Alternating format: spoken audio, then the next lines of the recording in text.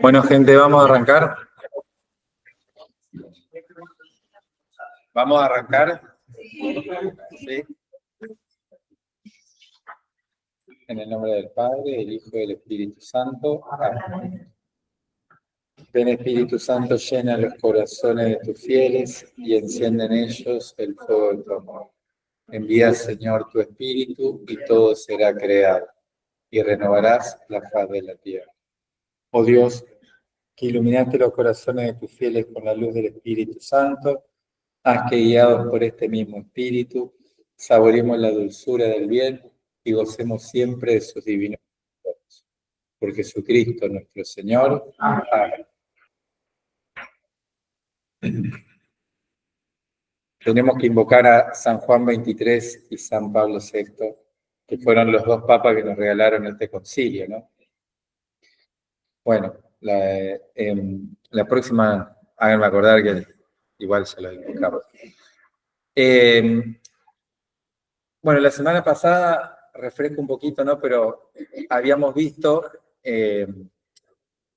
cómo aparentemente, a partir del título, ¿no? Gaudium et Spes, el gozo y las esperanzas, las tristezas y las angustias, sería, ¿no?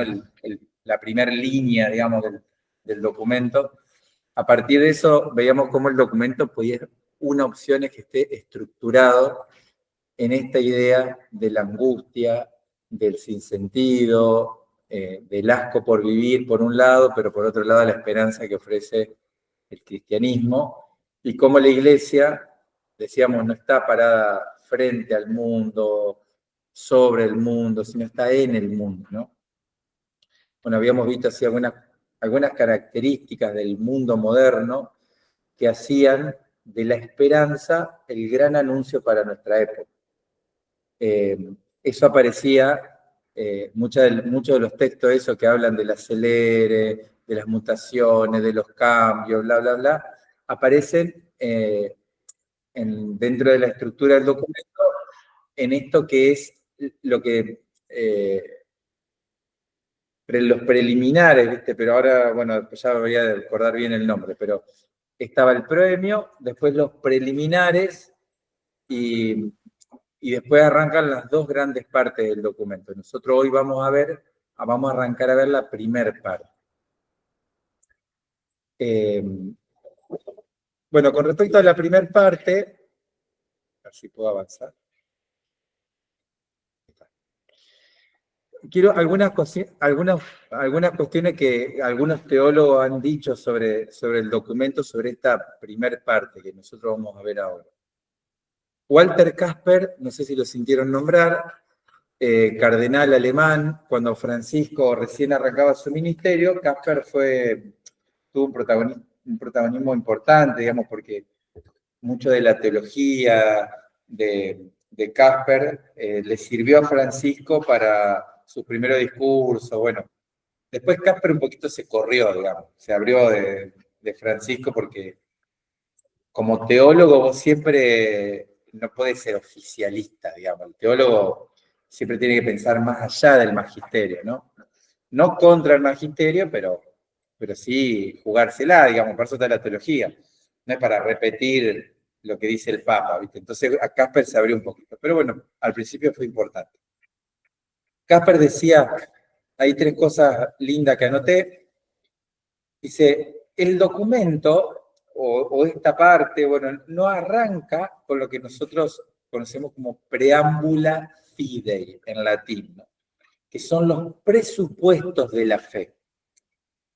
Al ser un documento, un texto que está dirigido a cualquier persona de buena voluntad, que intenta dialogar con el mundo, que pretende, digamos, un diálogo incluso con los no creyentes, lo lógico hubiera sido que el texto arranque presentando como el marco racional. ¿Se acuerdan que dijimos la semana pasada que nuestra fe es racional? Nuestra fe no es un sentimiento subjetivo. Si bien tienen una fuerte carga de subjetividad, porque nadie puede creer en el lugar de cada uno de nosotros, pero bueno, no es una cosa media caprichosa, arbitraria, mía, y si a mí me hace bien y a vos no, y bueno, no, tiene un sustrato racional. Y por tanto, por eso nuestra fe puede ser compartible.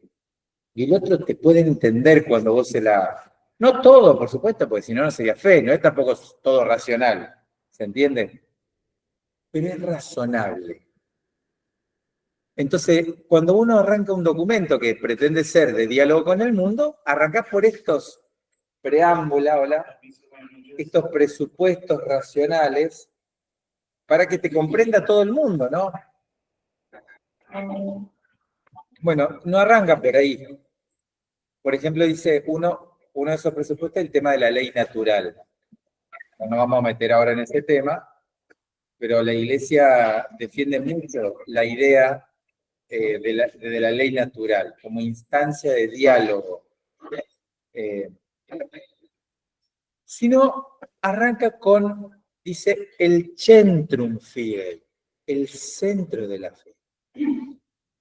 Y es como que propone, el documento propone a Jesucristo como la respuesta para todo hombre que busca.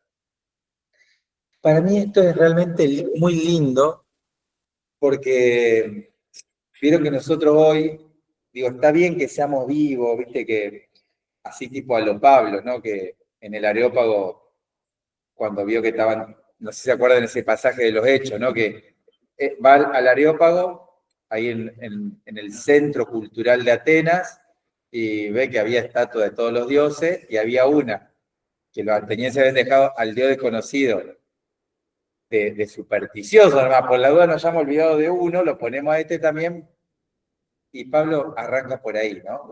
Vivísimo, no va a decir, che, todo esto son ídolos, son basura, no sirven, no existen, el único que existe acá. No va así con los botines de punta. Entonces nosotros en el diálogo con el mundo, como que también tenemos que ser vivos. Si hay un debate público, como cristianos no podemos decir, no, porque la Biblia dice, mirá si a cualquier legislador, a cualquier gobernante o a cualquier otro sector de la sociedad le importa lo que diga la Biblia, como si parece que todo el mundo tiene que aceptar la Biblia, no. Por eso está bueno ir con argumentos racionales, aun cuando ese argumento esté sostenido por nuestra fe. Bueno, el documento no arranca así. ¿Tenemos que ser vivos? Sí. Ahora, el documento es como que nos dice, pero no hay que olvidarse que la clave del corazón humano es Jesús. Eh, está bien los argumentos, está bien la viveza, está bien usar la razón, está bien, pero nosotros no tenemos que caer tampoco en otro extremo que a veces uno cae, en que parecería que nuestra fe no la podemos, digamos, llevar a instancias al diálogo, que nuestra fe obstaculizaría el diálogo. Entonces, no vamos a hablar de Jesús cuando en el trabajo podemos entrarle por otro lado, y no sé, y a veces sí tenemos que explícitamente decir, che, Jesús es lo que te va a hacer feliz, loco, no, es así. Bueno, el documento arranca por ahí, ¿no? Propone, dice, una cristología universalística, como, como una convicción de que Cristo es para todos. Y esta es nuestra fe, y esto lo vamos a anunciar, bueno, si lo quiere agarrar, agarrarlo, y si no, no. Con respecto al hombre, el concilio es antropocéntrico, pone al ser humano en el centro. Y en este sentido es muy moderno, solo tenemos que olvidarnos que esta es una actitud muy moderna, que antes no existía esta actitud. Por ejemplo, en el medioevo, en el centro estaba Dios, no estaba el hombre. Eh, Pasó otra vez, a partir de la modernidad, el hombre vuelve a estar en el centro, no sé, se va desplazando. Es verdad que hay obviamente un desplazamiento, después ahora vamos a ver que el documento pone en guardia contra algo que hoy no está tan fuerte para mí, que es el ateísmo, pero el ateísmo supone el desplazamiento de Dios poniendo al hombre en el centro. Por eso el ateísmo se proclamaba como un humanismo en ese momento. Un humanismo, ¿no? Como decir, nosotros como valoramos al hombre, bueno, corremos a Dios, no, nada le va a hacer sombra al hombre, ¿no? Obviamente que eso termina destruyendo al ser humano, pero este ateísmo pensaba que no, ¿no? Entonces, el concilio es antropocéntrico. Pensemos en la antropología, de ahí viene la palabra antropología, ¿no? El estudio del hombre, ¿no? En griego, antropos es hombre. La antropología es una ciencia bastante moderna, o sea, un documento muy antropológico. O sea, toma un montón de cosas que el mundo recién estaba arrancando a usar y a conocer, ¿no? En esto es como que no va con los tapones de punta, no se opone al mundo, se dice, che, está bueno esto y asume esa postura.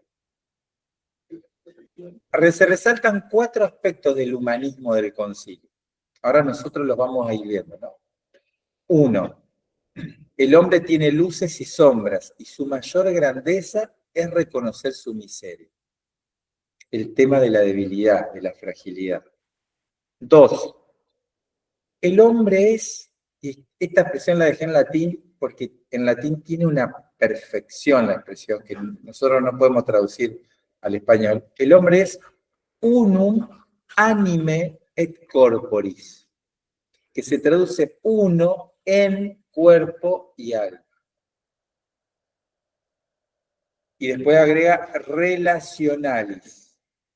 Unum, unum, anime, et corporis y relacionalis. Relacional, ¿no? Por eso es persona.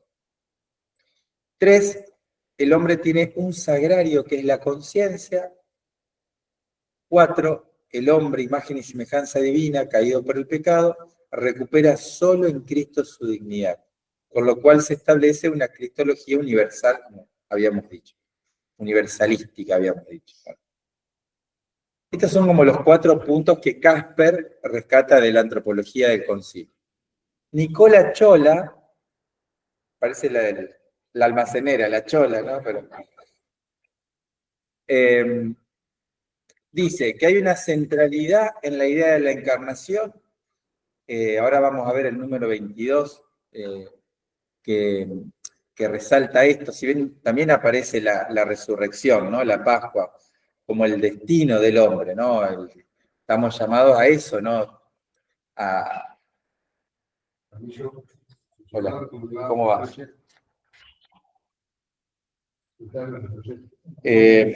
No está ausente el tema de la Pascua, pero claro, como está hablando de la realidad del ser humano en el mundo en el que vive, la encarnación, ¿no? Como el Hijo del Hombre que se hace hombre, que asume todo lo humano. Entonces la encarnación va a ser como la mirada, el acento más fuerte de la cristología del texto. Es evidente que las cuestiones de la segunda parte, que nosotros Dios mediante la vamos a ver la semana que viene, pueden haber hallado una respuesta contingente y no válida hoy. Pero lo nuevo es el modo de verlas. Y ahí cito esta textual de Chola. Ya no se reclama, como en el pasado, a la ley natural, no porque haya perdido su valor intrínseco, necesita ser vivificada por el encuentro con Cristo.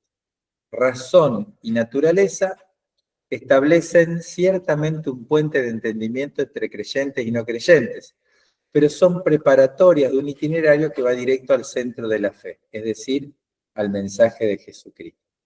Entonces él dice también cómo Jesucristo está en el centro del anuncio de la Gaudium, ¿no? Y él pone, es fundamental el número 10, que ahora lo vamos a leer, ¿sí? Bien, hasta acá, estos son como dos teólogos que opinan sobre el texto, nada más. Ahora vamos a arrancar con la lectura, ¿no? No sé si hay algo que no se entendió.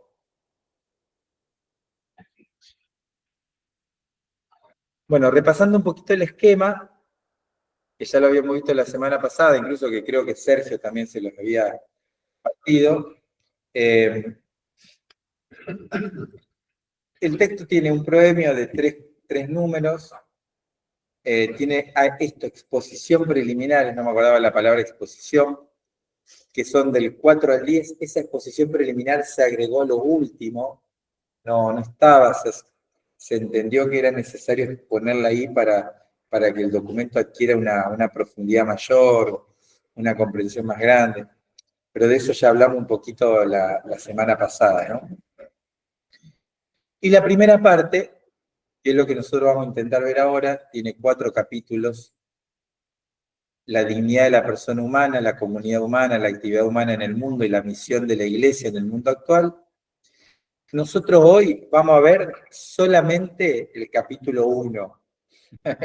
No sé en qué momento vamos a ver el resto, pero bueno. Vamos a ver el capítulo 1, que es la dignidad de la persona humana.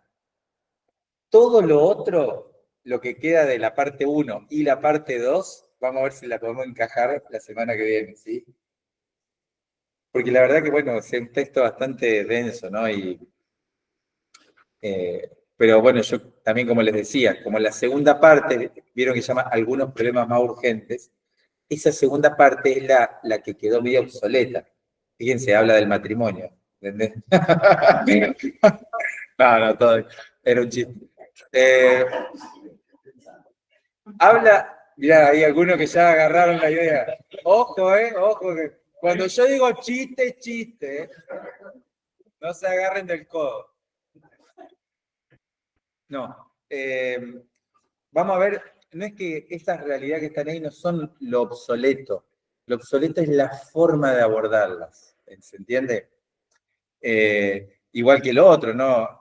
La cultura, la vida económica y social, la vida política, la paz, o sea, no son temas que hoy no existan, digamos, sino que es diferente la manera de abordarlos de la Gaudium de lo que hoy nosotros lo abordamos, ¿sí? Y después una conclusión. Bueno, entonces vamos a arrancar ahora sí a leer. ¿Ustedes leen desde ahí la pantalla?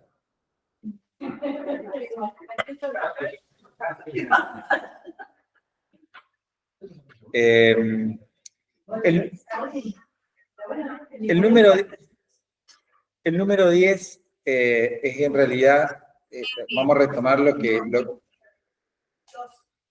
¿Cómo?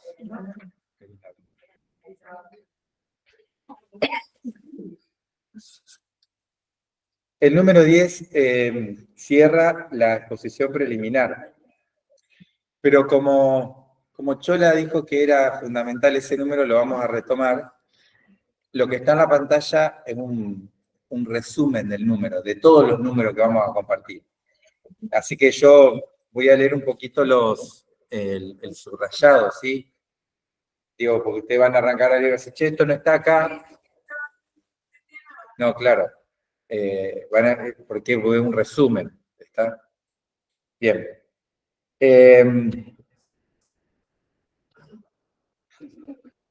Bueno, el texto venía hablando de los problemas del mundo, qué sé yo qué más. El número 10 es como que es la respuesta. Es decir, bueno, está bien, está todo esto.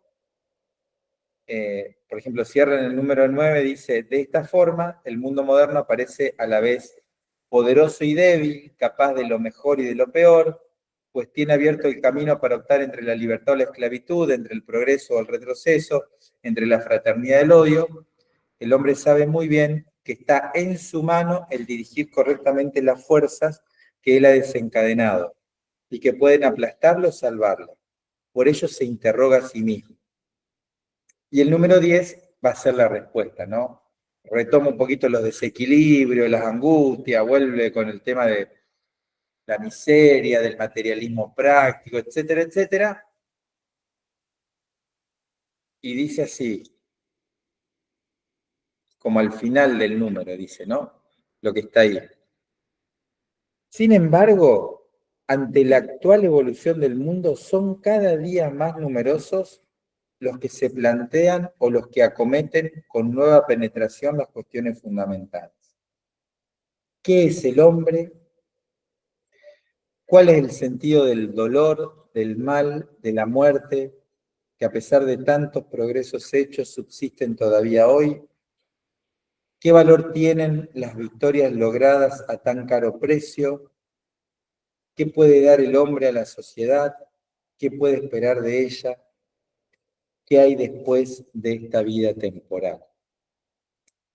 Preguntas que hoy podrían ser también otras. ¿Para qué amar?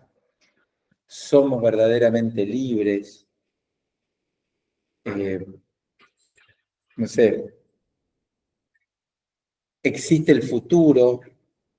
¿Qué sentido tiene proyectar? Hoy tal vez son otras las preguntas. Algunas se repiten, ¿no? Por ejemplo, si existe vida después de la muerte, tal vez se repite. Eh, Otras se renuevan, se agudizan, pero lo que quiere decir es que, ¿por qué nos hacemos estas preguntas? ¿Por qué estas preguntas nos las hacemos nosotros que somos creyentes y creemos? ¿Por qué nos seguimos haciendo estas preguntas? ¿Y por qué se le hace gente que dice que no cree en nada? ¿Por qué frente a la muerte experimentamos tanto dolor? ¿Por qué tenemos miedo de volver a amar después de haber amado y haber sido defraudados? Bien, cosas que le pasa a todo el mundo, pero que a veces estamos medio acelerados y no nos damos cuenta de que todas esas cosas las sufrimos, las tapamos, las escondemos. ¿Por qué tenemos miedo? ¿A qué le tenemos miedo? Miren, son cosas que increíble, no sé, yo les cuento una que me pasó ahora hace poquito, ¿no? Una amiga, una chica que, digamos, que conocí hace montones, digamos, en un grupo de jóvenes hace como 15 años atrás, y que de fe, de iglesia, ¿no? De grupo de jóvenes, bueno, después por la vuelta de la vida, tal vez se van alejando un poco, frente a la muerte de la madre, se hundió.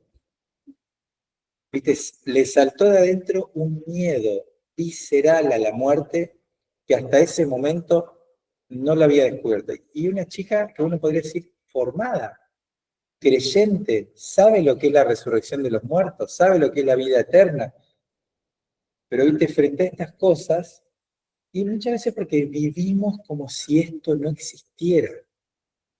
Y nos levantamos y salimos, vamos a trabajar y hacemos esto y hacemos lo otro, y una cosa atrás de la otra, no frenamos. Por eso estas preguntas que son tremendamente fundamentales en nuestra vida, y que responderlas a veces implicaría que nuestra vida dé un giro, que la vivamos de otra manera, que valoremos otras cosas, que hagamos otras opciones, y sin embargo no las respondemos muchas veces porque vivimos en modo en piloto automático, ¿no? Y esto nos pasa a nosotros los creyentes, por más que vayamos a misa siempre y que todo el año celebremos la Pascua, y le pasa a la gente que no va o que no se lo plantea, ¿no?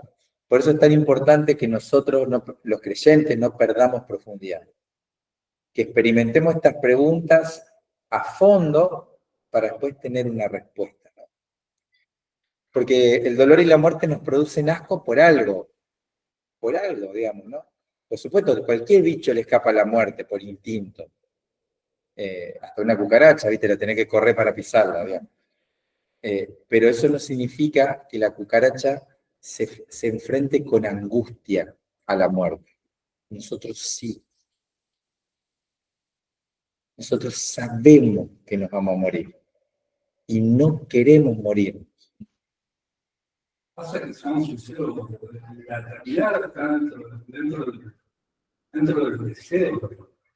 Bueno, está bien. Es una de las cosas que si no como en el caso también. San Pablo me entendió poco por también agarrar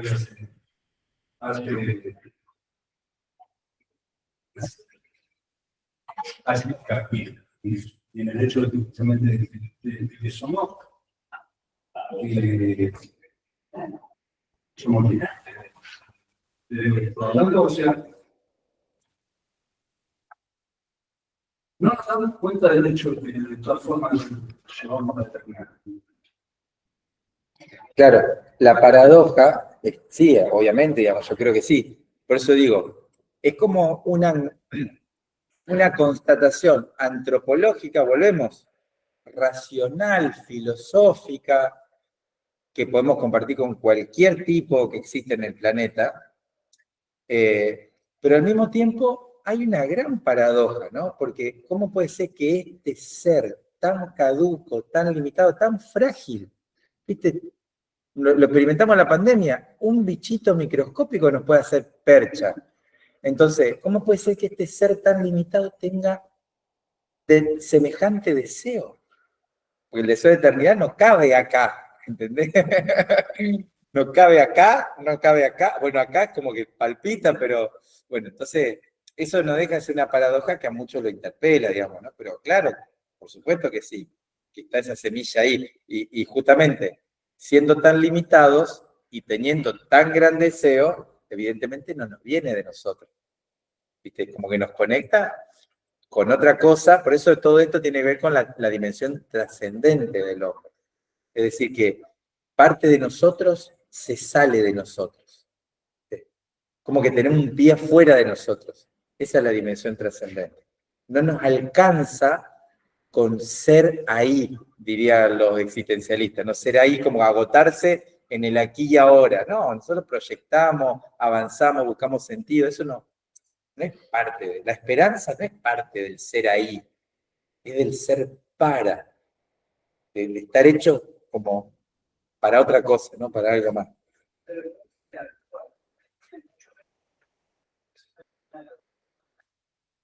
Sí. Miedo a lo que transita, sobre todo me parece una buena enfermedad, pero bueno, de lo que transita el sufrimiento hacia la muerte. Esa etapa el hombre común lo ve, que quiere algunos países. Sí, sí, es como que, a ver, no, tampoco quiero meternos en estos temas que dan para otro curso, digamos, pero él responde, digamos, a que siga habiendo una, vamos a decirlo así, una falta de trascendencia, digamos.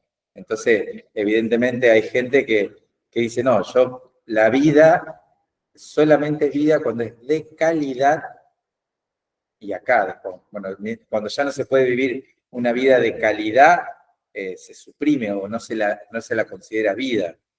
Y eso dígase para los niños por nacer, para los ancianos, para los enfermos, los discapacitados. Eh, ¿Viste? Cuando ya deja de ser más joven y bueno, como que, pero bueno, eso es otro tema, tiene que ver con esto, por supuesto, porque, digamos, evidentemente hay gente que piensa que la cosa se termina acá, digamos, ¿no? Pero digo, bueno, el deseo está, si no, no lloraríamos cuando se nos muere alguien, porque vos, de alguna forma el corazón no entiende cómo una persona que vos amaste puede dejar de estar. El amor reclama eternidad. El amor reclama eternidad. Y depende del momento, porque eh, yo comprendí la muerte de una cosa, de hijos, la entendí, sabía que iba a volver a verlos, y fallece mi padre, y a los 5 meses muere mi padre. Yo, hasta el día de hoy, en la casa comprender y sentir la muerte de mi madre. Yo puedo ir y sentarme a hablar con mi padre, al lugar donde está su resto. Por un lado, no, como que todavía está en la gente y ya pasó un año. Lo bueno de eso, viste, que nosotros, por más que creamos, no estamos exentos de esas cosas. Porque parece que parecería que la fe te tiene que volver como inmune frente a la muerte. Y no, viste, Jesús mismo se resistió a la muerte. No sé, yo fui testigo de la muerte del padre Stoffel ahí en San Cayetano, y me acuerdo que una persona de la comunidad, en un momento el cura, viste, en el momento de mucho dolor, como que se quejó a Dios, viste, como, viste, hizo así con la mano y dijo, basta, viste, y la persona se escandalizó, dice, ay, ¿cómo el cura? Pero el tipo estaba acá con cáncer en una cama, sufriendo, no quería morirse. Bueno, ¿viste? ¿Cómo no te va a resistir? No dejamos de ser humanos, al contrario. Por más que tengamos la esperanza, Bueno,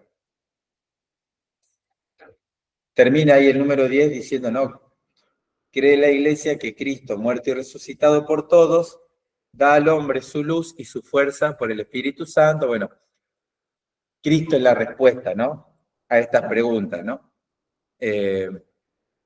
Afirma además la Iglesia que bajo la superficie de lo cambiante, ¿se acuerdan que habíamos dicho todos los procesos de mutación?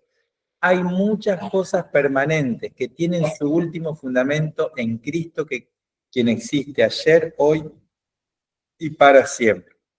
Bien, avancemos. Entonces, pasando a la primera parte del documento, el capítulo 1 habla de la dignidad humana, ¿no?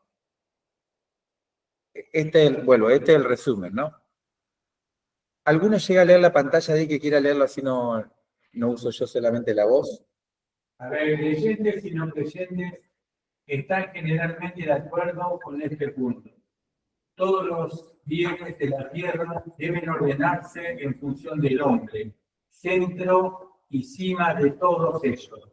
Pero, ¿qué Pará, es el hasta hombre? ahí. Sí. Hoy ya no sé si estaríamos todos de acuerdo en esto. Por ejemplo, ¿no? Con el ecologismo parece que el hombre no tiene que ordenarse todo al hombre. Es más, incluso no estaríamos todos de acuerdo con razón, ¿viste? Hay un antropocentrismo que es nocivo. De hecho, a la Iglesia se nos critica, al cristianismo, darle ese lugar preeminente al hombre en la revelación bíblica por encima de todas las criaturas hizo que el hombre pueda abusar, digamos, de la creación. Bueno, hay una acusación ahí que no está del todo equivocada, pero bueno, en la revelación bíblica se nos manda también cuidar la naturaleza, cultivarla, no ejercer un dominio despótico, ¿no? Pero bueno, esto, ¿no? Que el ser humano tiene como una preeminencia dentro de todo lo que existe, que no es igual a todos los otros seres, que todos los otros seres en el ser humano encuentran su sentido, su razón de ser, adquieren su voz, su conciencia. Bueno, hoy está un poquito discutido, ¿sí? Nosotros como cristianos seguimos afirmando que es así, que el ser humano es la criatura más valiosa de toda la creación. ¿Qué es el hombre?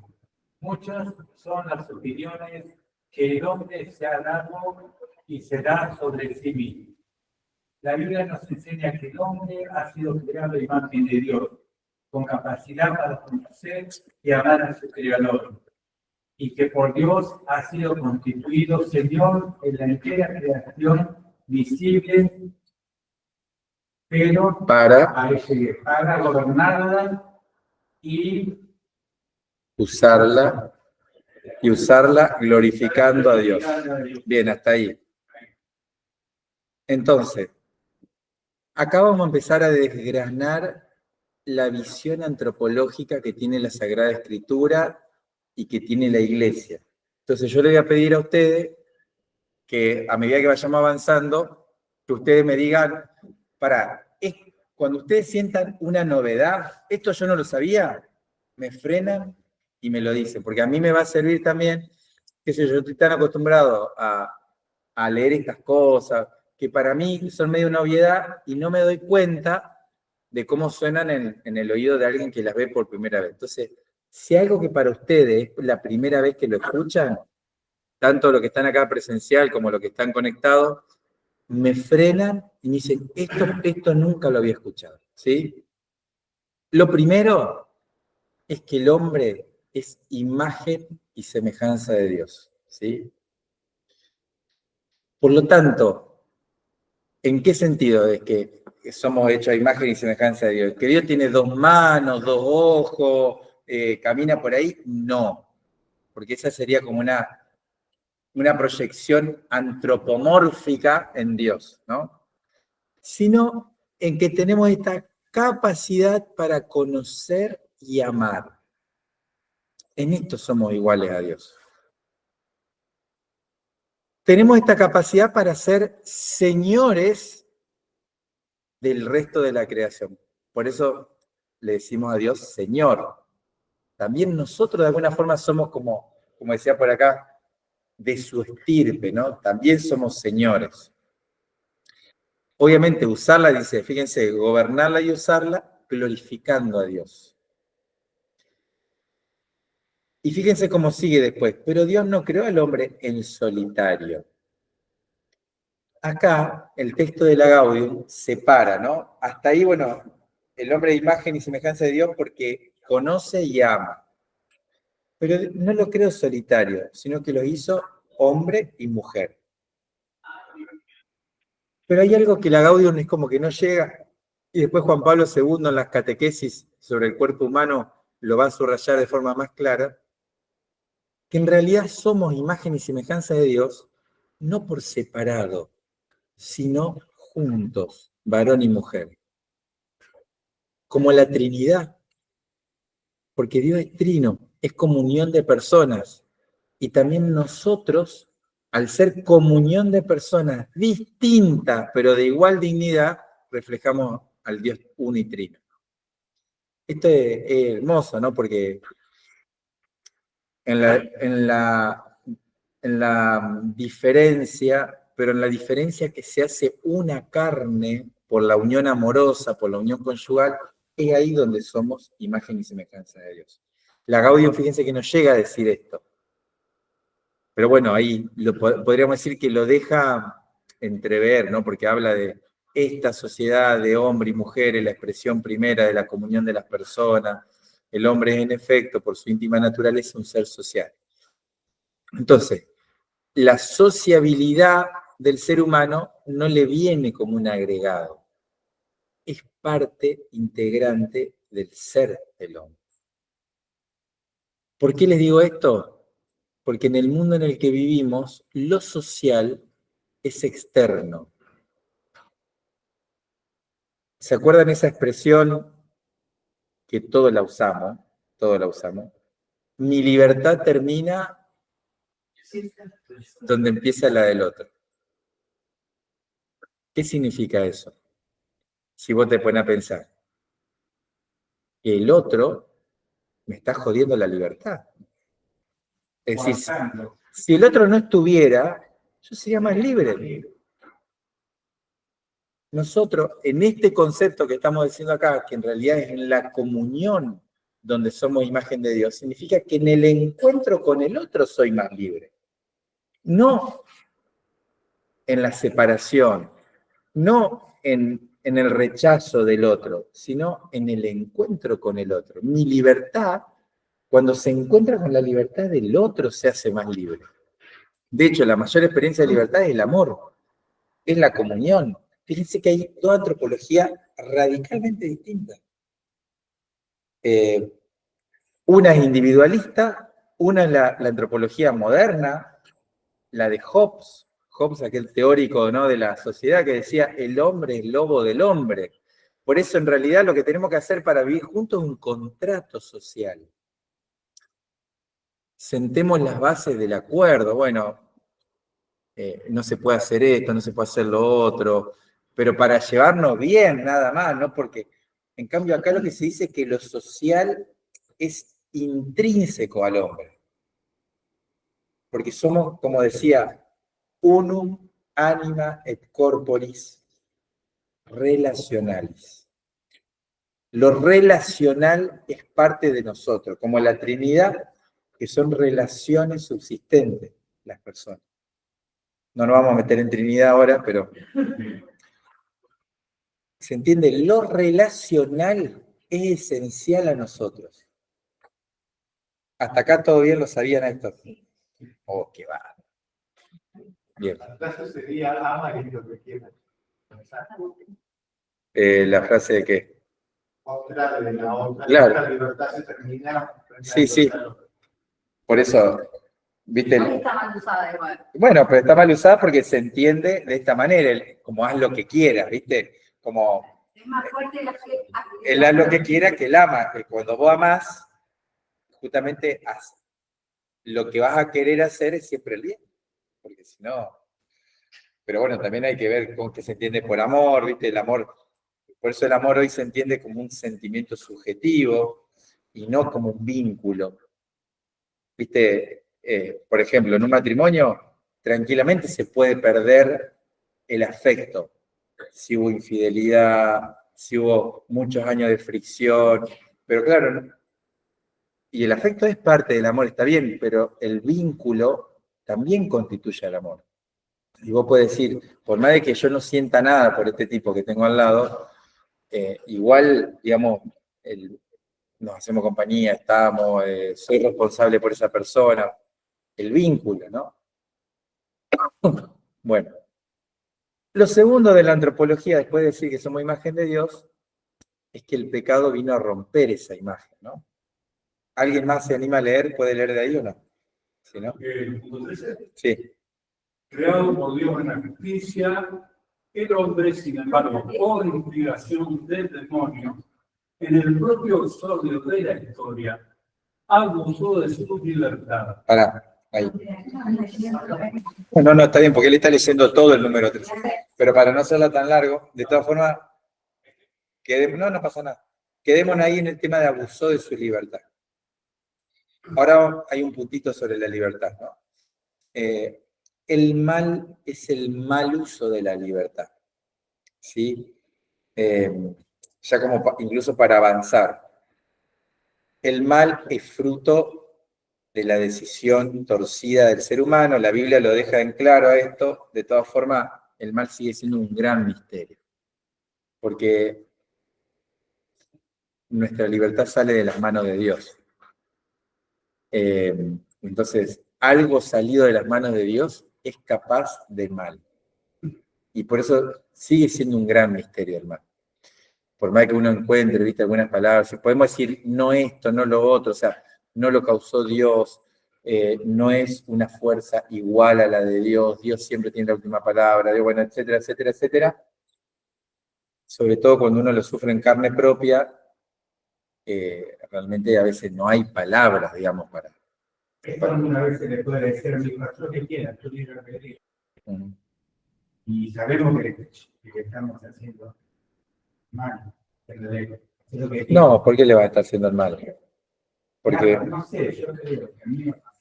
bueno, pero nosotros no podemos manejar la libertad del otro, entonces, No, viste, a ver, después ahora cuando vemos libertad vamos a ver esta diferencia entre libertad y libre albedrío, que no son estrictamente lo mismo.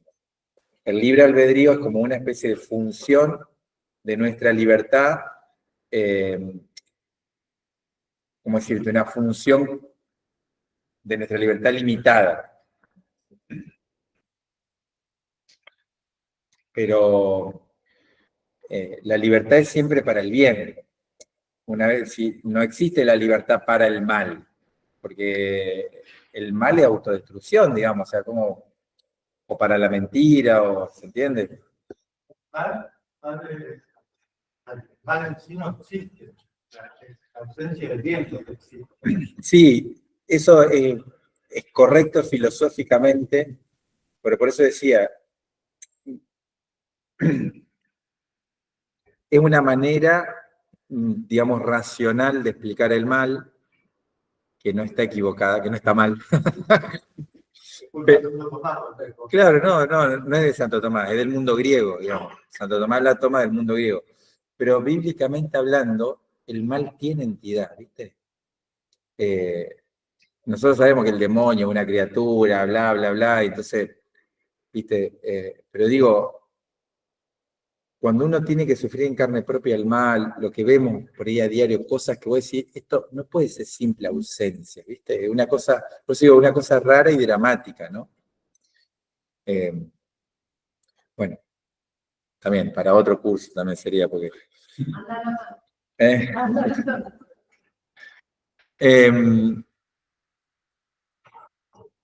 Bueno, un poco ahí está esa explicación, ¿no? El hombre, en efecto, cuando examina su corazón, comprueba su inclinación al mal, al negarse con frecuencia a reconocer a Dios como su principio, rompe el hombre la debida subordinación a su fin último. Es esto lo que explica la división íntima del hombre. Bueno, todo el drama, la lucha, ¿no? Bien. Tema del pecado. Para que no me hace caso. Ahí está. Bien. En este número 14 aparece esa definición, ¿no? Unus corpore et anime et corpore. En la unidad de cuerpo y alma, ¿todos acá ya cursaron algo de acá del IACS o no? Bueno, esto en la unidad de cuerpo y alma, otra vez, ¿no? Es una definición griega, digamos, no una definición cristiana, pero que coincide con la antropología bíblica, ¿no? ¿Qué significa esto? Que nosotros no tenemos cuerpo y alma, sino que somos cuerpo y alma. No es que tenemos dos cosas que se juntan, ¿sí? Esto es mi cuerpo y esto es mi alma, como dos partes. No tenemos dos partes. Si nos partimos, nos morimos. Somos una sola cosa, por eso unus, unidad de cuerpo y alma. Una sola cosa con dos principios que trabajan juntos. Sería como una clase aparte de nuevo volver.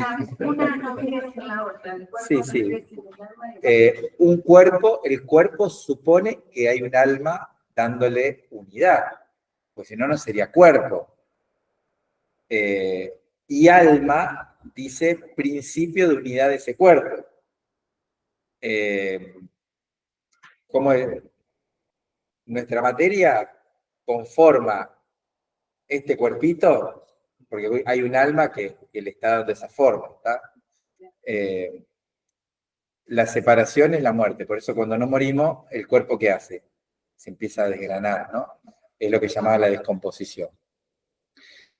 Esto también contradice mucha de la antropología que andan dando vuelta y que nosotros nos enchufamos como alegremente, digamos, sin darnos cuenta. Por ejemplo, el dualismo. Como que el cuerpo, el dualismo que dice que nosotros tenemos un alma viviendo adentro del cuerpo, como si el cuerpo fuera un envase, una máquina, ¿viste? Que hay un tipito adentro que la va manejando, como aparece en algunas peli, ¿viste? No.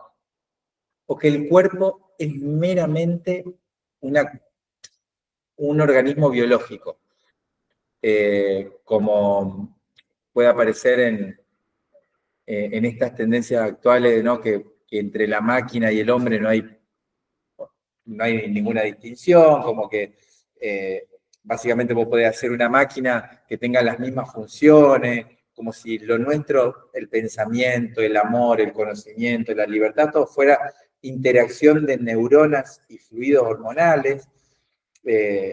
No, evidentemente vos podés hacer que una máquina simule el comportamiento humano, pero nunca va a ser comportamiento humano.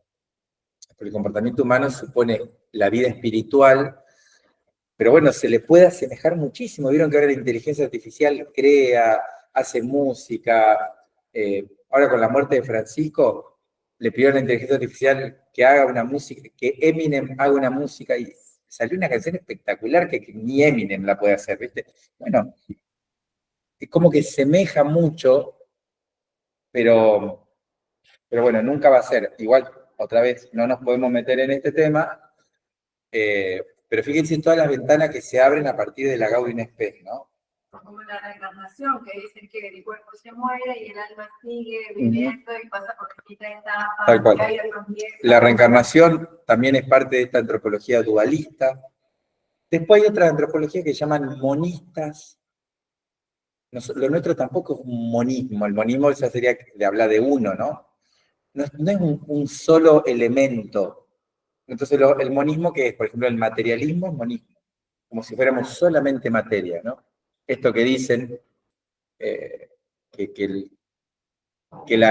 lo neurológico agota a lo humano, entonces, o lo meramente biológico. También es monismo el espiritualismo. Por ejemplo, que somos solo libertad y que nada en nuestro cuerpo nos condiciona esa libertad. Entonces yo puedo hacer con mi cuerpo lo que quiera. Eso es una libertad exacerbada, como si el cuerpo no fuera parte de mí. Y por lo tanto no es para mí también un límite, digamos, ¿no?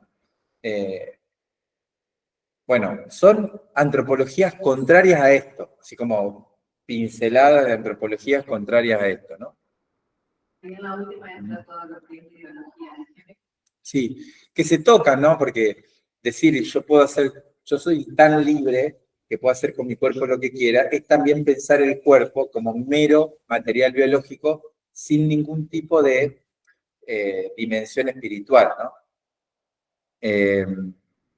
Bueno, entonces dice, no debe por tanto despreciar la vida corporal, sino que por el contrario debe tener por bueno y honrar su propio cuerpo. Ojo con todo lo que es desprecio o dejadez de la vida corporal, ¿no? Con no estar prolijos, con no intentar hacer gimnasia, con no cuidarnos en las comidas, con no bañarnos. Bueno, no quiero seguir, pero todo el sábado del día en que nos volvemos cristianos y que cuidamos nuestro cuerpo. Bueno, fíjense cómo hay un montón de cuestiones autoagresivas, ¿viste? A veces sin darnos cuenta, ¿no? Y después está lo otro, la idolatría del cuerpo también, ¿no? Que la obsesión por la salud, por el bienestar, por la belleza, por la cirugía, ¿viste? Eso, bueno, es como que el equilibrio, ¿no? Herido por el pecado, experimenta, sin embargo, la rebelión del cuerpo. ¿Viste esto que nos tiran las tentaciones? El cuerpo nos pesa, digamos, no porque seamos, a veces sí, pero nos pesa porque el cansancio, por la edad, por los límites, ¿no? O sea, no hay una coincidencia entre alma y cuerpo plena, que eso Dios mediante se va a dar en la resurrección, ¿no? Cuando nosotros autoposeamos nuestro cuerpo de forma plena, como Jesús resucitado, ¿viste? Que el tipo, ¿viste? Atravesaba las paredes, bueno, ¿viste? Tenía un cuerpo glorificado. Bueno, claro. Bueno, la propia dignidad humana pide, pues, que glorifique a Dios en su cuerpo y no permita que lo esclavicen las inclinaciones depravadas de su corazón. Glorificar a Dios en el cuerpo, decía Pablo, ¿no? En la primera carta de los Corintios, capítulo 6. Glorifiquen a Dios en sus cuerpos. No podemos hacer con el cuerpo lo que se nos da la gana. Es templo de Dios. Y además es templo de Dios, pero además también es parte, es personal. El cuerpo soy yo. Lo que pasa por mi cuerpo queda en mi propia vida. Por eso el tema, si bien los pecados sexuales no son los más graves, pero el tema es que quedan, que son parte de lo personal. Cualquier otro pecado es como que es exterior a nosotros, pero nuestra sexualidad, la manera en que la vivimos, digamos, es parte integrante de la persona. Bueno, dice, no se equivoca el hombre al afirmar su superioridad con relación al universo material contra los materialismos, ¿no? Pero por su interioridad, su capacidad de interior es superior. Ahí el tema del Génesis es hermoso, ¿no? El segundo relato, los dos relatos, ¿no? Pero el primer y segundo relato, Dios hace al hombre igual que a los perritos, que a los caballos, que a los árboles de barro, compartimos lo que somos con el resto, pero la diferencia es que sopla sobre nosotros. No sopla sobre nosotros. Esa es la dimensión espiritual, ¿no?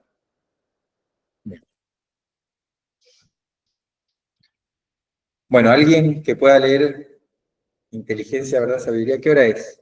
Miércoles. A lo largo de los siglos, la humanidad ha realizado grandes avances en las ciencias positivas, pero en nuestra época ha obtenido éxitos extraordinarios. Siempre, sin embargo, ha buscado y ha encontrado una verdad más profunda. La inteligencia no se ciñe solamente a los fenómenos, tiene capacidad para alcanzar la realidad inteligible con verdadera certeza. Espera, Taylor. Hay algunas palabras que... Entonces, fíjense, acá está hablando de que la inteligencia, vamos a decir, científica, no es la única verdad que el hombre percibe, sino que tenemos necesidad de sentido. Y eso es lo que nosotros llamamos sabiduría.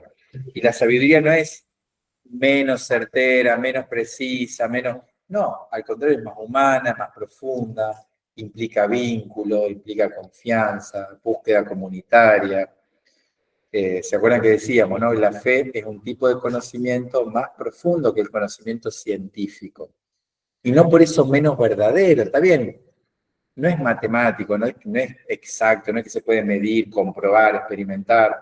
No es como la física, no es como la biología, no, obvio. Pero no por eso es menos conocimiento. ¿Está? Esto, cuando dice, tiene capacidad para alcanzar la realidad inteligible, ¿no? Eso significa que el sentido de nuestra vida, que no lo puede precisar la matemática o la medicina o la astronomía, el sentido de nuestra vida lo busca otra forma de conocimiento. Ahí es donde entra la filosofía y donde más profundamente para nosotros entra la teología, la fe.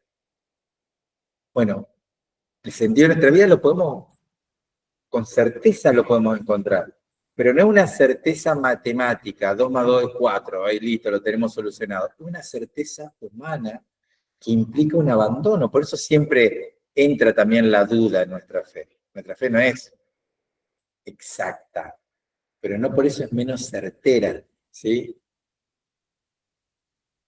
A ver, sí. ¿Qué parte, vos? Esa última parte. Exacta. Claro, nosotros no tenemos que confundir exactitud con certeza. ¿Está? Las ciencias duras te pueden dar exactitud, precisión. El dato de la ciencia dura, vos podés medirlo, lo podés pesar, lo podés comprobar en un laboratorio. Es preciso, pero la fe no es precisa, no es matemática, pero no por eso es menos certera que ese dato. Es más, ¿se acuerdan que creo que lo decíamos, ¿no? Esto de que también las ciencias han encontrado que no son tan certeras como decían ser. Yo decía, es preciso porque con el paso del tiempo las ciencias van descubriendo que quizás no era tan como ellos pensaban, no era certeza, como que se estima o desaparece. Bueno, pero estás confundiendo precisión con certeza. Precisas son precisas en su ámbito. ¿Está? Entonces la matemática es precisa, 2 más 2 son 4. Decime qué no es preciso en eso. Ahora, la matemática después siguió avanzando hasta encontrar números irracionales. Así lo llaman la matemática. Pi, ¿viste? Un número que es infinito. Y sin embargo, no me acuerdo cómo es, pero es muy concreto. O sea, no es infinito. No es infinito en un punto, pero es infinito en otro punto. O sea, realmente no. Bueno, eso es la matemática, te imaginás la física, te imaginás. Lo que sucede es que la certeza propia de la fe es una certeza que escapa a nuestro control. Esa es la diferencia entre un conocimiento y el otro. El conocimiento de las ciencias duras está vinculado al control que el ser humano ejerce sobre la naturaleza. Por eso el tema de la medición, de la precisión, pero que termina siendo un conocimiento muy poco humano. Es humano, pero no es tan humano como la fe, porque la fe implica, como decía, confiar en otro. O sea, dentro del conocimiento propio de la fe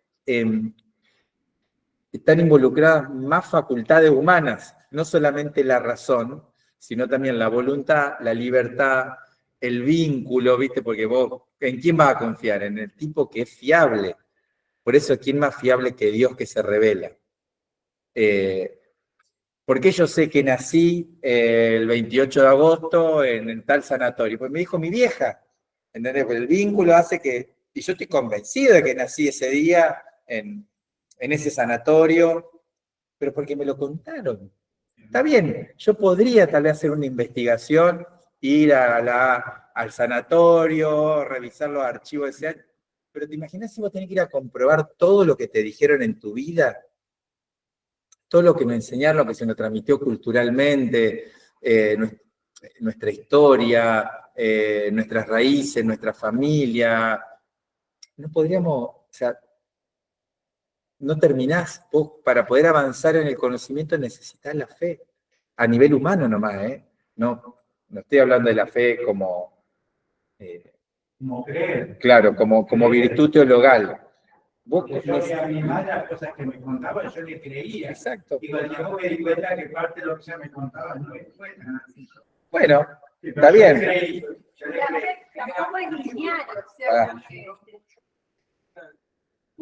Sí, bueno, ahí está. Claro. Muy bien. Las dos alas del espíritu. Exacto. tampoco es lineal, nuestra fe es sub y baja también. O sea, Ujú. hay momentos en que estamos Sí. bien para arriba y otros. Bueno, a ver, el conocimiento científico es acumulativo. La fe no. Al ser humana, la fe supone momentos, no sé, de crisis, digamos, ¿no? Como todo vínculo, pero que se profundizan o, bueno, no es acumulativo. De hecho, la fe se da toda en Jesucristo y la profundización no es porque vamos conociendo cosas nuevas, sino porque cada generación va abrazando y asimilando y leyendo de manera nueva, distinta a otras generaciones el mismo acontecimiento. Es, podríamos decir, como un sacacorcho, va girando en torno al mismo misterio, haciéndose cada vez más profunda, pero no hay nuevas verdades de fe, ¿se entiende? En cambio, en la ciencia sí, la ciencia avanza y hay nuevas verdades que se descubren que antes no se sabían. Bueno, pero no vivimos, el hombre no vive solamente de conocimiento científico técnico. De hecho, ese conocimiento, como habíamos visto la semana pasada, puede llegar a producir angustia porque no revela el sentido del hombre, no llega hasta ahí. Entonces necesitas la sabiduría. Todo esto es necesario, digamos, para humanizarnos, ¿no? No terminamos más. Bueno, dicen que este número es la joya de la Gaudium Spes. El número sobre la conciencia. No hay número en el cual se tomen tantos elementos del aporte de la modernidad y se reelaboren de manera cristiana, ¿no? De hecho, acá se apoya incluso el magisterio de Francisco, Amoris Laetitia, el capítulo 8 de Amoris Laetitia puntualmente, en este número, no en el 16. Ahí está el número entero, así que si usted tiene el documento, ni este ni el siguiente están resumidos. Son números tan importantes, este sobre la conciencia, el siguiente sobre la libertad. Así que si alguien lo quiere leer desde su texto, se lo agradecería. En lo más profundo de su conciencia descubre el hombre la existencia de una ley que él no se dicta a sí mismo. Bien, pará. Vamos a ir por partes, ¿no? En lo más profundo de su conciencia. Bíblicamente hablando, la palabra conciencia es corazón. Nosotros vamos a encontrar en toda la Biblia la palabra corazón, solamente en Pablo vamos a encontrar la palabra conciencia. Pablo es el gran teólogo de la conciencia, pero también existe la palabra conciencia en la Biblia. Entonces, en lo más profundo de la conciencia, es como que la conciencia sería como, ahora, el núcleo más íntimo de la persona. Dice, hay una ley que no nos damos a nosotros mismos, que no sabemos cómo está ahí. Pero fíjense que es importante porque ya está diciendo que hay algo en la conciencia que no es mío, ¿sí? Sí. De una ley que él no se dicta a sí mismo, pero a la cual debe obedecer, y cuya voz resuena, cuando es necesario, los oídos de su corazón, advirtiéndole que debe amar y practicar el bien y evitar el mal. Haz esto, evita aquello. Bien. Porque Para. Entonces, bueno, ahí está también la palabra corazón. ¿Qué dice esa ley? Hacer el bien, evita el mal. Dice, eso está en el corazón de todo ser humano. Haz el bien, evita el mal. El problema es, bueno, qué es el bien y qué es el mal. Eso la conciencia no lo dice. Pero sí, además de esta ley primera, ¿no? Haz el bien y evita el mal, en la práctica eso se traduce, como dice ahí, en hace esto y evita aquello. Fíjense que pasa del plano abstracto de hacer el bien y evitar el mal, la conciencia en realidad nos va hablando en la vida cotidiana, bueno, va por acá. Esto sí, esto no. Bueno, después saber bien qué es el bien y qué es el mal, eso sería un capítulo aparte, pero bueno, seguimos. Demasiado profundo. Sí. Porque el hombre tiene una ley escrita por Dios en su corazón, en cuya obediencia consiste la dignidad humana y por la cual será juzgado personalmente. La conciencia es el núcleo más secreto y el sagrario del hombre, en el que éste se siente a solas con Dios, cuya voz resuena en el recinto más íntimo de aquello. Bien, para. Entonces, es la voz de Dios esa voz, dice la antropología del concilio, ¿sí? Es la voz de Dios, no es, porque ¿qué te va a decir? Por ejemplo, la sociología, son los mandatos sociales. ¿Me explico? Lo que resuena ahí, lo que te dice, esto no se puede hacer, esto sí se puede hacer, ¿viste? Lo que nos van transmitiendo, la educación. Parte de eso sí, la conciencia está hecha un poco de eso también, ¿no? Pero ¿por qué podemos ir en contra de los mandatos sociales? Si la conciencia es solamente mandatos sociales. ¿Por qué existe la objeción de conciencia si la conciencia es solo fruto de la sociedad? Evidentemente es algo que más que la sociedad, que los mandatos sociales. Bueno, es la voz de Dios, decimos nosotros. Dale, sigue un poquito más. Es la conciencia la que de modo admirable da a conocer esa ley, cuyo cumplimiento consiste en el amor de Dios y del prójimo. Ahí la engancha, ¿no? Haz el bien y evita el mal, que es como el aspecto filosófico, lo engancha con el Evangelio. Dice, haz el bien y evita el mal, en realidad es el mandamiento del amor. Amar a Dios y amar al prójimo, eso es lo que hay que hacer, ¿sí? La fidelidad a esta conciencia une a los cristianos con los demás hombres para buscar la verdad y resolver con acierto los numerosos problemas morales que se presentan al individuo y a la sociedad. Cuanto mayor es el predominio de la receta de la recta conciencia, tanto mayor seguridad tienen las personas y las sociedades para apartarse del ciego capricho y para someterse a las normas objetivas de la moralidad. Bien, entonces fíjense, compartimos esto con cualquier persona, todos saben que hay que hacer el bien, que evitar el mal, más allá que podamos diferir, que para nosotros sea esto, pero dice, en realidad, esa es una búsqueda.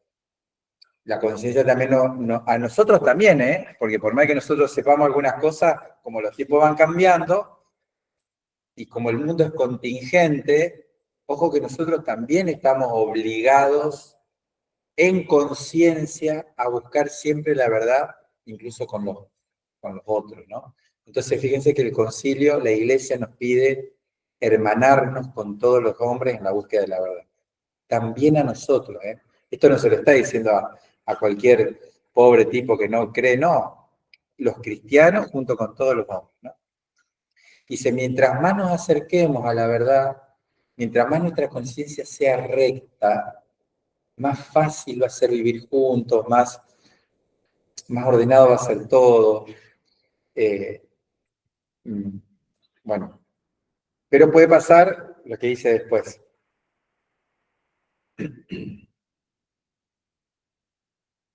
No rara vez, sin embargo, ocurre que yerra la conciencia por ignorancia invencible sin que ello suponga la pérdida de su dignidad. O sea que no puede afirmarse que cuando el hombre se despreocupa de buscar la verdad y el bien, y la conciencia se va progresivamente entenebreciendo por el hábito del pecado. Bien. Entonces, puede pasar que la conciencia yerre, por más que sea infalible la conciencia cuando nos dice que hay que hacer el bien, pero puede ser que yerre en acertarle a qué es el bien. Esto va a pasar siempre, nos va a pasar a nosotros, le va a pasar al otro. Ahora, hay dos formas de errar. Una es errar, dice, por ignorancia invencible. Es decir, no somos culpables de haber errado. Bueno, no sabíamos, nos superó, no podíamos saberlo. Cualquiera se equivoca, decimos nosotros, ¿no? Pero igual tenemos que seguir tratando de no equivocarnos, porque cualquier error también supone el mal para otro, para mí, bueno. Ahora, no es lo mismo eso que cuando somos unos chantas y no buscamos la verdad y no nos interesa y no dialogamos con nadie y bueno, y ahí somos responsables y culpables, ¿viste?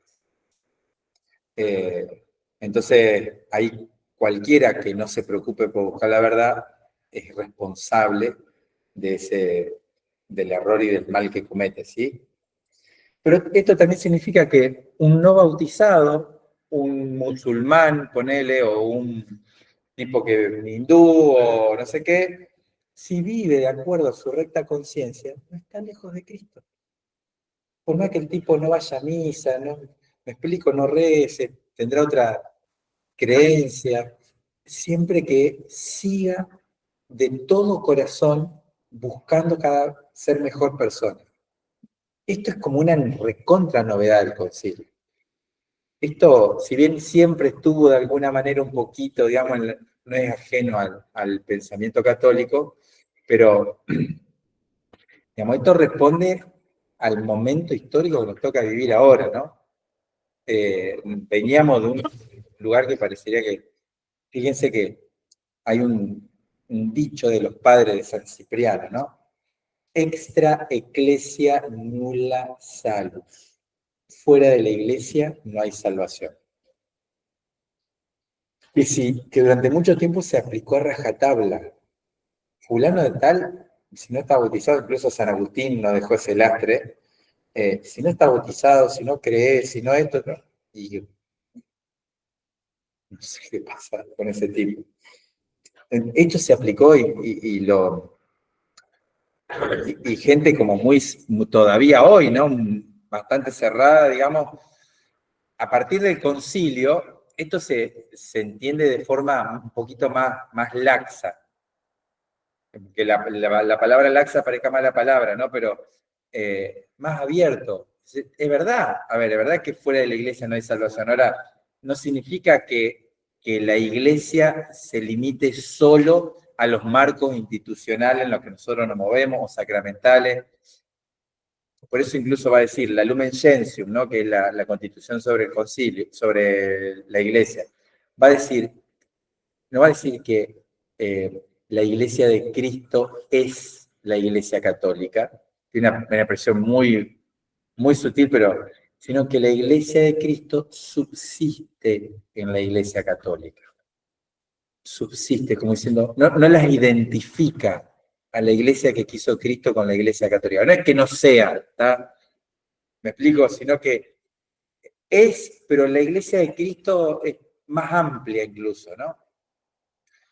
Ahora que se viene la reforma constitucional, ustedes saben que acá en la provincia hay una confesionalidad media inadmisible para los tiempos que corren. La constitución provincial dice que la provincia de Santa Fe es católica, ¿viste? No existe más ningún texto legislativo eso. Apoyado en la Gaudium, nosotros queremos decir, intentaremos decir que la provincia apoye, que la provincia sostenga, que la provincia hace cualquier cosa, menos que la provincia es. Bueno, son maneras nuevas o actuales de comprender el vínculo que existe entre estas realidades, ¿no? Bueno, entonces, esto de la conciencia es muy importante, ¿no? Porque si no terminamos diciendo que, bueno, nosotros nos salvamos, los otros no. Sí, eso los padres de la iglesia hablaban así, ¿no? Las semillas del verbo, como que Jesús sembró en todos lados, la verdad, digamos, no solamente dentro de la iglesia. Bien, el tema de la libertad, también está entero el número. ¿Alguien se anima a leerlo? Los que no hayan leído. La obligación del hombre a hacer bien solo se logra con el uso de la libertad, la cual posee un valor que nuestros contemporáneos ensalzan con entusiasmo y con toda razón. Consecuencias, sin embargo, la fomentan del tema de tratar si fuera pura licencia para hacer cualquier cosa. con tal que deleite, aunque sea malo. Bueno, a ver, ahí está un poco lo que decíamos, ¿no? La libertad, dice, la orientación del hombre hacia el bien solo se logra con el uso de la libertad. Y que un valor muy actual, en la época de la Gaudium, también en la nuestra. La libertad es un, digamos así, un valor que hoy se defiende. Bueno, fíjense, viva la libertad, carajo. O sea, ganó la elección con eso, digamos, o sea, que la libertad es un bien, pero no una libertad para cualquier cosa. Está, dice, como si fuera pura licencia para hacer cualquier cosa con tal que deleite, ¿no? Esto de, está muy marcado también, ¿no? Que parece que todas nuestras decisiones tienen que ir por el lado del disfrute personal, ¿no? Aunque la cosa sea mala, ¿no? Sí, dale.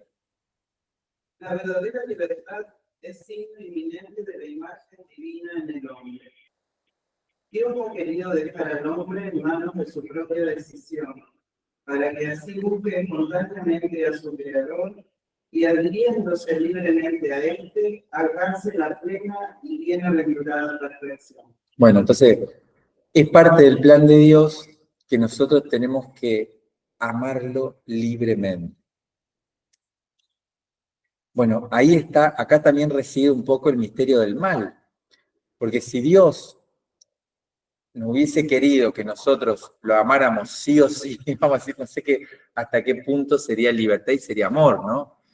Entonces, parte de la decisión dramática de Dios, dramática para nosotros, pero dramática para Él también. Fíjense qué tan dramática que es para Él, que tuvo que entregar a su Hijo para que nosotros libremente lo elijamos.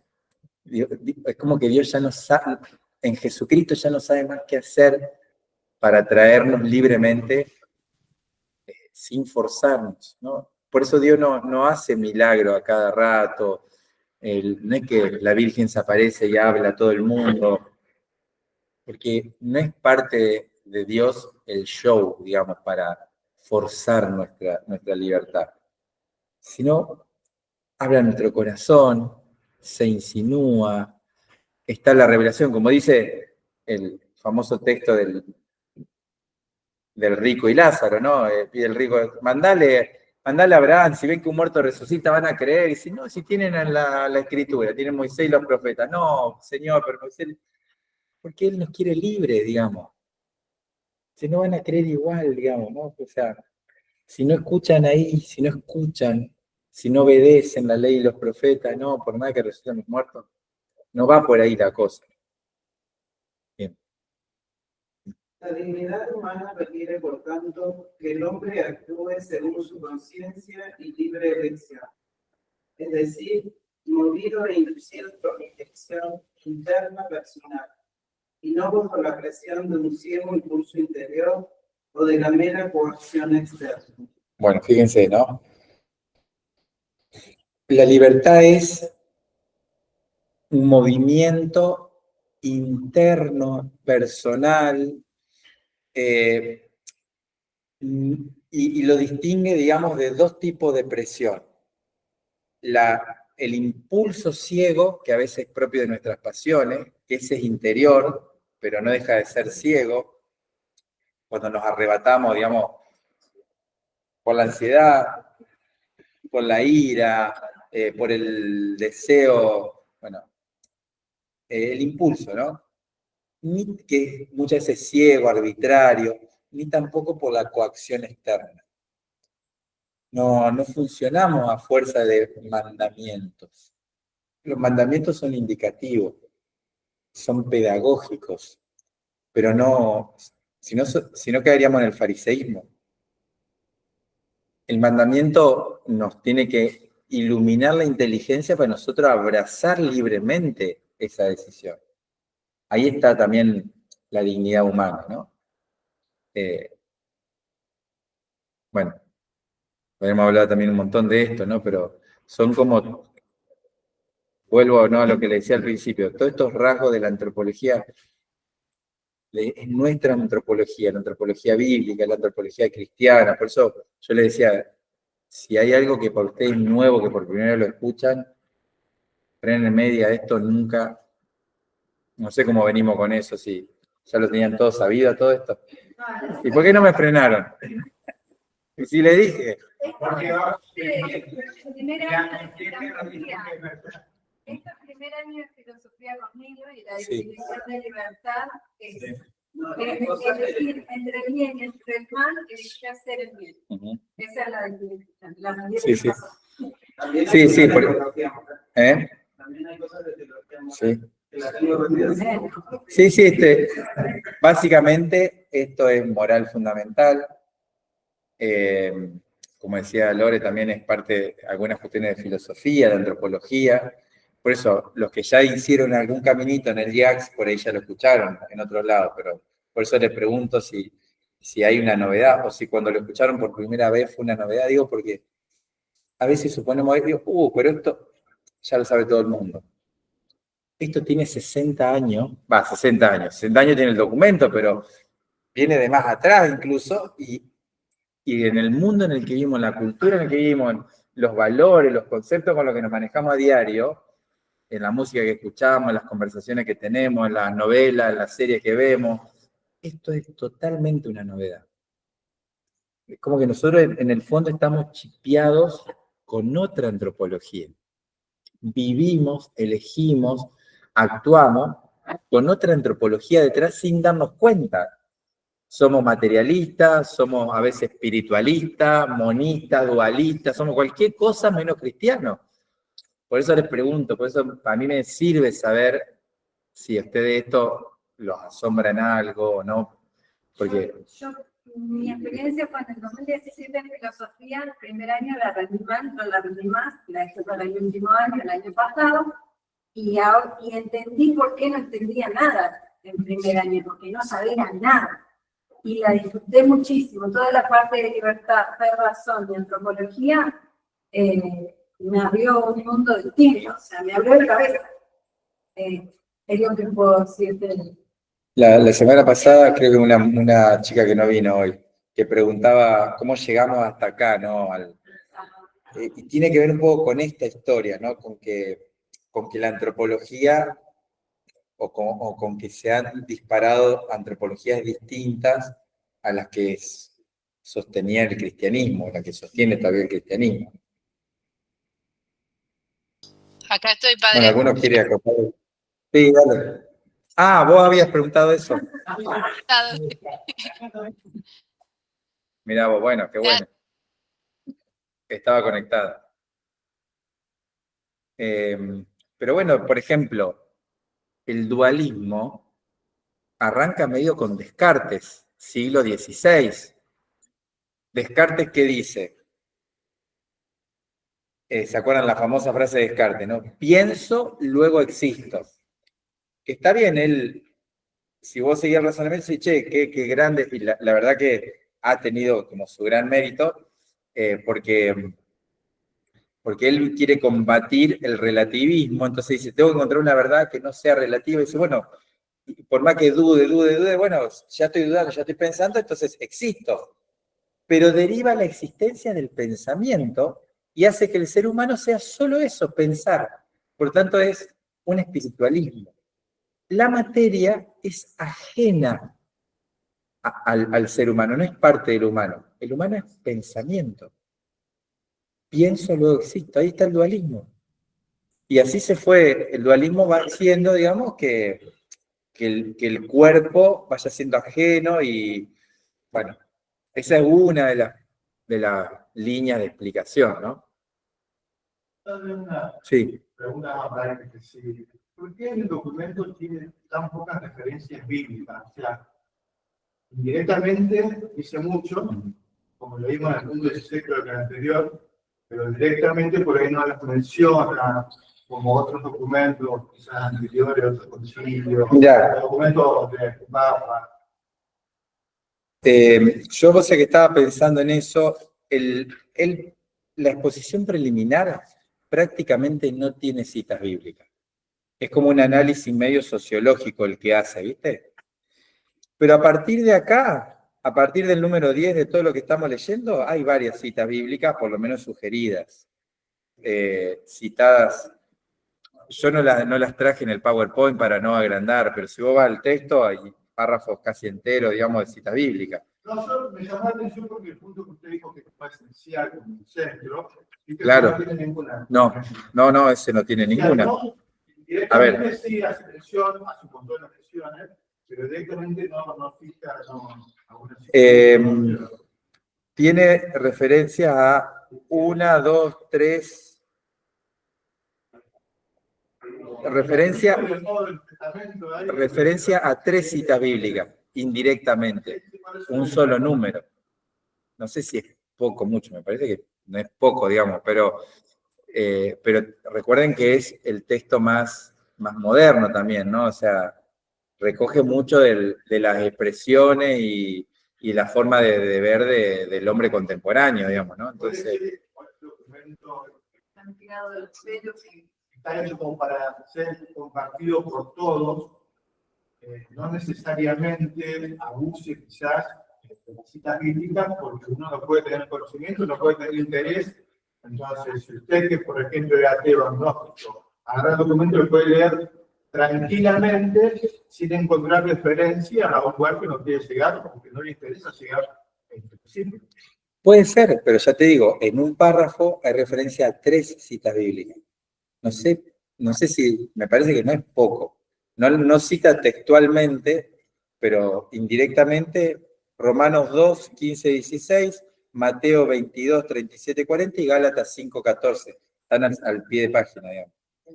Entonces, digo, es un párrafo nomás. Es un párrafo y ahí... Cualquier ateo, cualquier agnóstico puede leer la Biblia y aprender los testamentos. También sí. Por eso digo, no sé si es poco, mucho.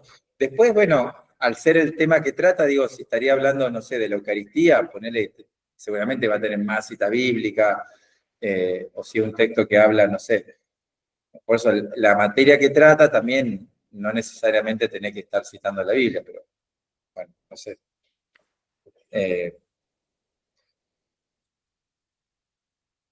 Bueno, vamos a... Ya es la hora, ¿no?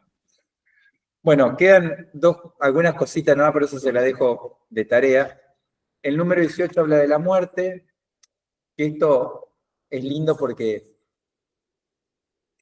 con Francisco la fragilidad como dimensión de lo antropológico tiene carta de ciudadanía en la antropología cristiana, ¿no? O sea, si bien la Gaudium hace referencia a la muerte y a la fragilidad del hombre, pero me parece que la Gaudium no termina de abordar este tema como constitutivo de lo humano. En cambio, Francisco habla de cultura del cuidado, tiene las catequesis sobre sanar el mundo, tiene las catequesis sobre la ancianidad, donde la fragilidad, digamos, entra como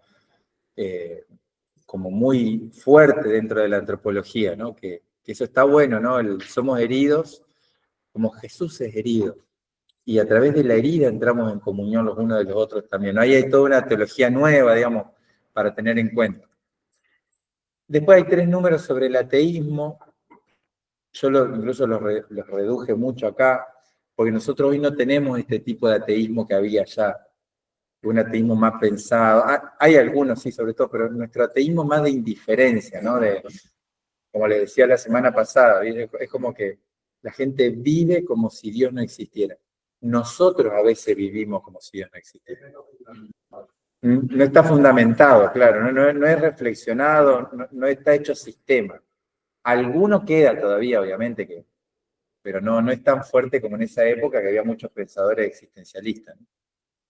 Y este número 22 que es hermoso, que cierra esta parte, y que me parece que después estaría bueno poder leerlo, tal vez podemos retomarlo la semana que viene, pero ese número 22 viene citado después por el magisterio una y otra vez, sobre todo esta parte, el misterio del hombre solo se esclarece en el misterio del Verbo encarnado, ¿no? Y que después dice al final, ¿no? El Hijo de Dios en su encarnación se ha unido en cierto modo a todo hombre.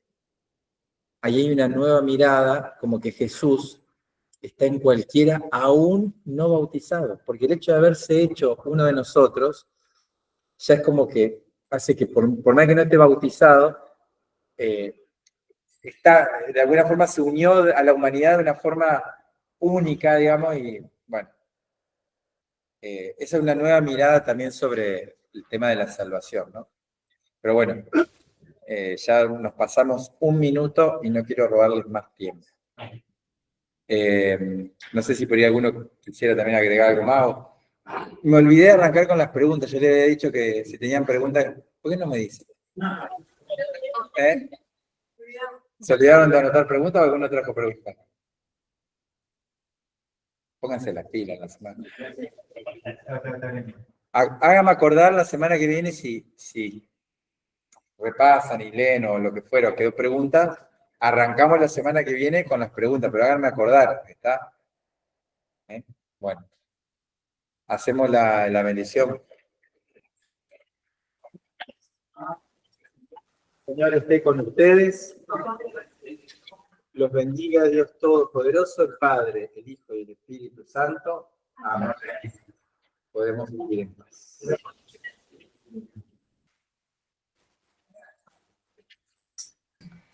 Bueno, gracias a todos. Padre, contame si hay muchos ahí presencial, que yo no los veo.